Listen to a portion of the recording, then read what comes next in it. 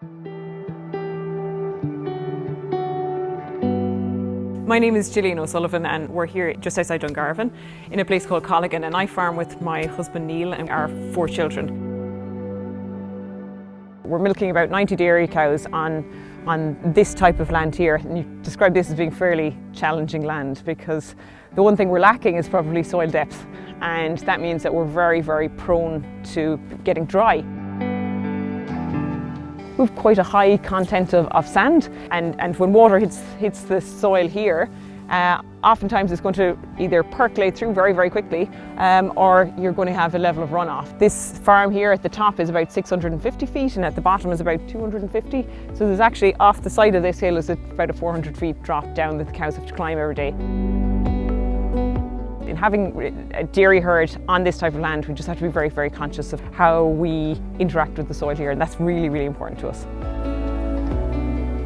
When we look at our soil in terms of that, then our focus is on, well, how do we retain as much water in this landscape as we possibly can. So that's when we started to do lots and lots of courses. My husband did a master's in environmental sustainability, and I did a further course down in WIT, or SETU as it's known now, on soil health and water management, learning lots of things around rooting depth and the species that we're growing here in our pastures. You know, the likes of organic matter. Organic matter is your sponge that's within the soil, and it confers an ability of the soil to hang on to greater levels of moisture. So it kind of changed our perspective on what management aspects we could apply to the farm here in order to retain more moisture and to take the most advantage of moisture that falls here.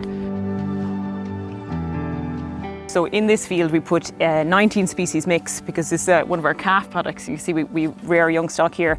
And what we wanted was just to establish these species because they bring lots and lots of benefits in terms of intakes and health for animals. So you see we've got, this is the tall ones, it's chicory, the one with the ribs is plantain, and this little one here, this is yarrow. And so all of these herbs, along with ryegrass, you've got the red clovers over here, white clovers.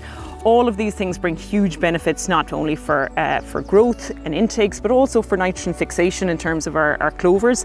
And that diversity, to capture it here, brings huge benefits to our soil health. What we want to see is that those dung pads are broken down. You can see how active it is here. So you've got like the infiltration holes here you can see them where all the likes of these earthworms are coming up and taking dung from here and bringing it right down. They're just actively working away, they're breaking that down, recycling these nutrients into the soil where we want them to be. I think that over the years what we've learned about soil health, putting that front and centre and trying to harness the growth capacity of that soil year round, and that certainly has changed in our approach to soil health here, whilst adding that really valuable organic matter.